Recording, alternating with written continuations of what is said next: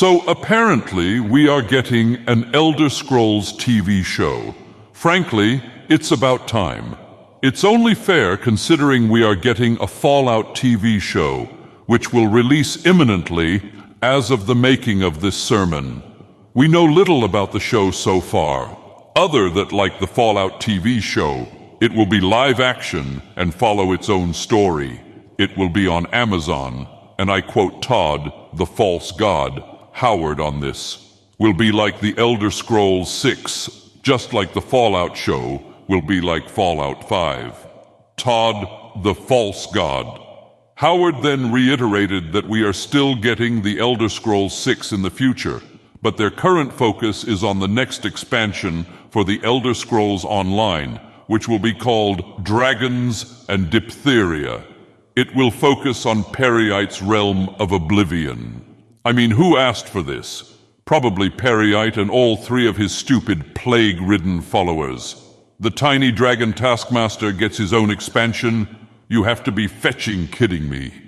He also said the Elder Scrolls castles will be receiving another update, which they will discuss more at a summer showcase, and said that they plan to support the game for years, just like Starfield.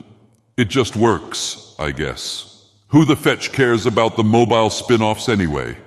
I think Fargoth and two of my Ash slaves do, and that's it.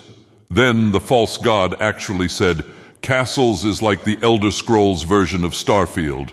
We'll keep updating it until the next Kalpa comes. The false god laughed manically after that statement, according to IGN, GameSpot, and Jeff Grubb. When asked about Starfield, the false god simply said, "No comment. I have nothing to say at this time." Telling, really. There's a lot to unpack here, honestly, but back on point, the Elder Scrolls TV show. The possibilities are endless. I'm hoping that it focuses on my return to power and sets me up as the villain of the next game.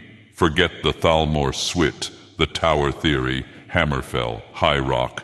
The fetching, adoring fan is Cicero crackpot theories. The age of Ur is upon us, and it's here to stay, fetchers. Oh, and I will play myself, thank you very much. But knowing my luck, they'll just get Nick Cage, who will be stealing the Declaration of Indoril Pendants from that library in Vivek.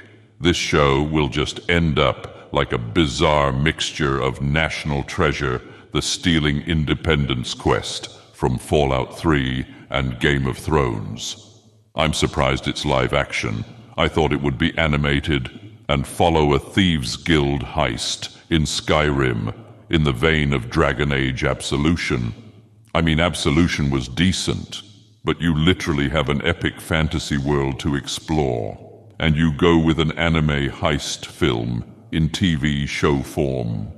I mean, it's a little strange, but anyway, let's wrap this sermon up. I wish the best for the people making this show, because if you fetch up any piece of lore, the fans, as well as a certain golden masked god and his army of ash slaves and corporate weirdos, will descend on you faster than a cliff racer on a prophesized hero. Jet wasn't pre-war. I mean, what's the Elder Scrolls equivalent? This is a tough one. Oh, I know. Dragons weren't pre-war. Well, actually they were. Forget it. Anyway, you have a grand and intoxicating innocence if you believed any of what I just said. Happy April Fool's Day, Noise.